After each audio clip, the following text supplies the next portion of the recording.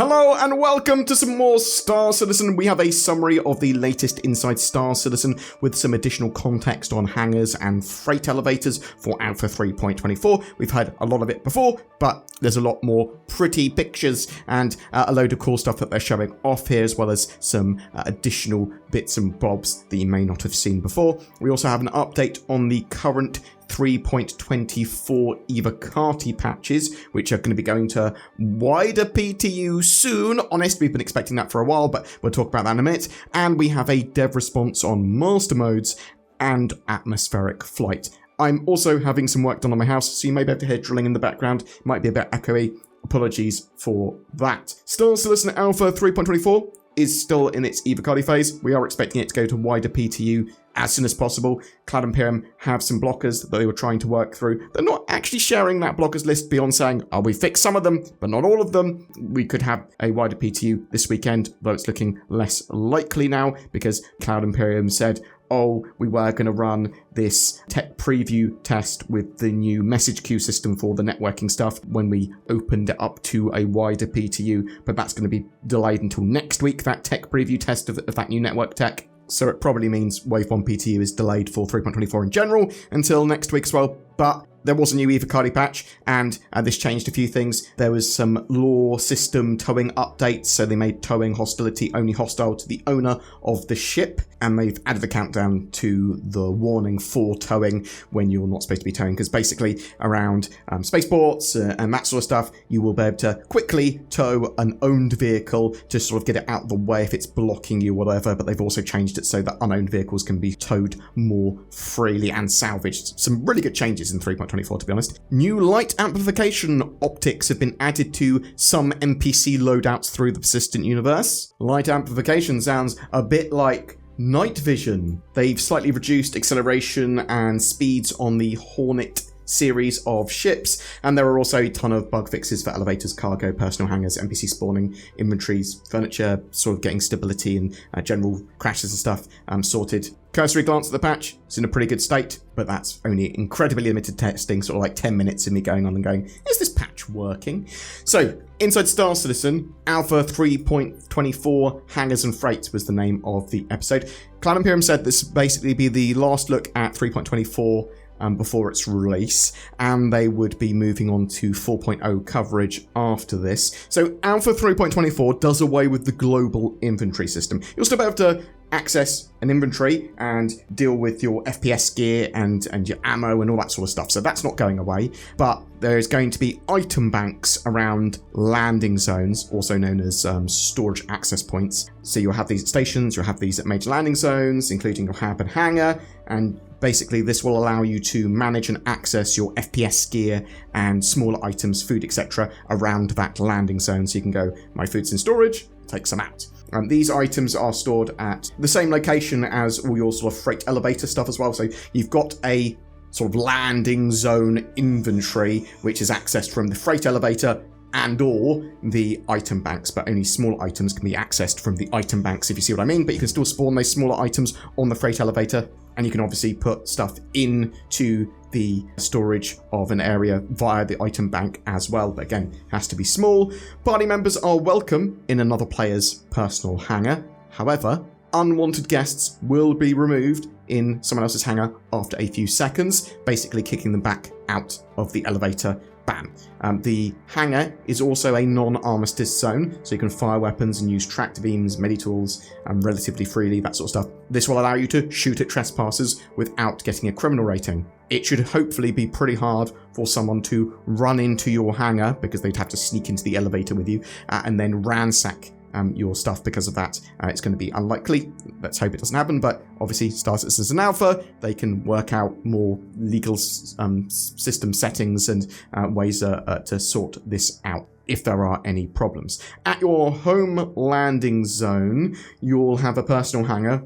That hangar has persistence, so you can go to another landing zone or spawn a ship that's larger than you have room for, and that will be put into a public hangar, which is functionally the same, but doesn't have persistence for the items you leave in it. So you can customize your personal hangar, come back to it between sort of sessions or whatever, and that personal hangar will be the same. And you can customize it with furniture, whatever else you want to leave in it. You can have your ships or vehicles on the side.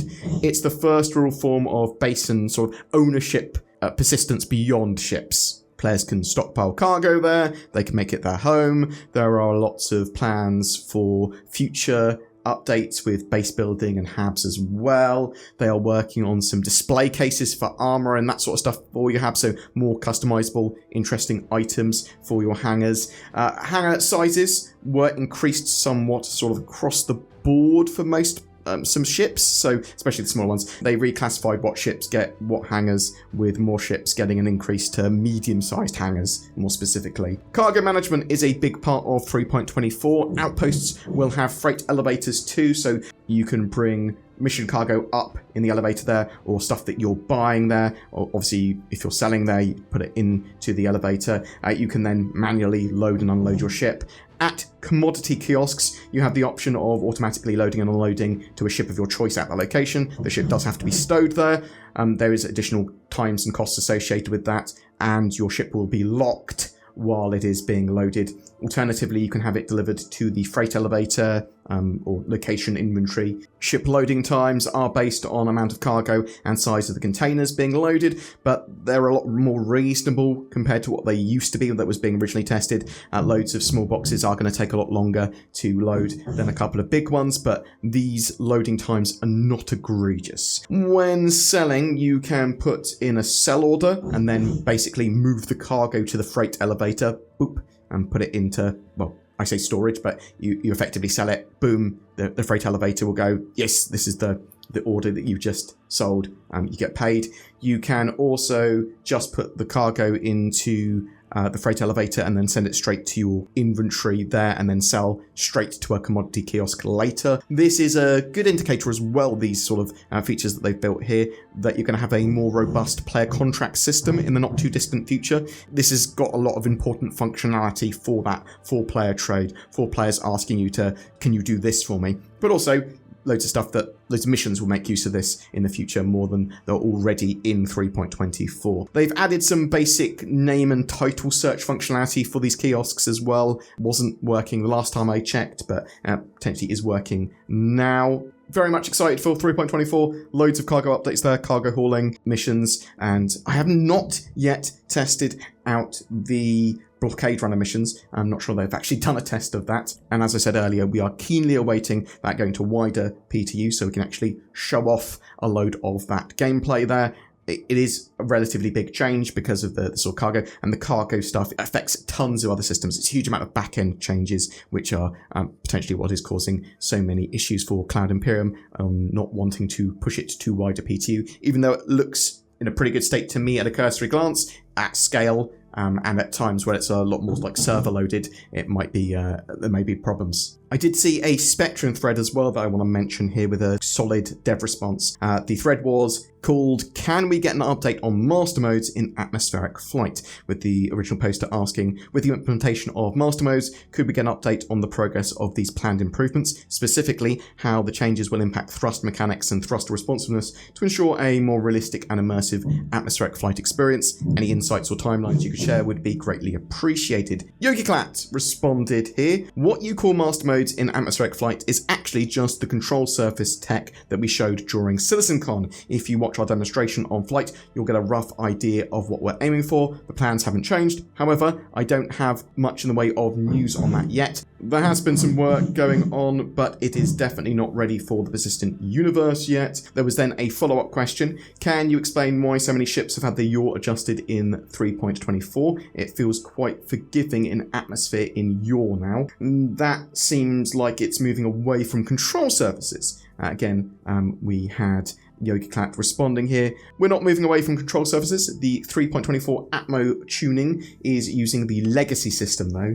If you find it too forgiving, then maybe put that into the feedback section. So just what I want to say, expect some larger changes for Alpha 4.0 when it comes to flight tunings and updates to master modes, but CIG are still going to be working on that stuff well beyond 4.0. Boom! That's your updates today. I am really interested to know if you've been playing on Alpha 3.24 on the EVOCATI build. What do you think of that? When do you think 3.24 is going to go live? Are you a bit annoyed that CIG keep on talking about Alpha 3.24? You want to know more about 4.0? In this recent episode of Inside Star Citizen, we would go over a lot of the same stuff that we already knew, but I suppose they showed off a lot more and they gave us a bit more information of how stuff has evolved. What are you excited for 3.24? What are you excited for 4.0? Something else you might be interested in, Tobii Eye Tracker. They're on sale at the moment. You can use the link below to get a big discount. Oh, click those links. Thanks for watching and have a great day.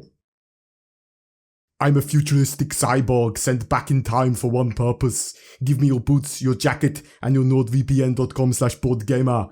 Get NordVPN if you want to live on the internet. It's the only thing that will protect you against Skynet and my Terminator impression. It gives you greater accessibility, security, and privacy on the internet as well. You should use the links below. Every month, we have a ship giveaway. For July, we're giving away a Constellation Taurus. This workhorse allows you to do some solid cargo running, as well as some combat and room for a small crew. It's just a great all-round mission runner and awesome ship to experience Star Citizen with. This comes with access to the game and lifetime insurance as well. All you need to do to be in for a chance of winning that is comment on any of my videos made during July. Each video is another chance to win. More details in the description below. Please consider supporting the channel with the join button under my videos or via Patreon, links below to all of that. It goes a long way in helping us to be able to make daily Star Citizen content and Zin's lore videos, all that sort of jazz. Thank you so much to all the glorious members that already do that. Thank you, thank you, thank you. You can always help as well by sharing, liking, subscribing, and getting involved in the comments section. And thank you very much for those of you that watched to the end. It is appreciated.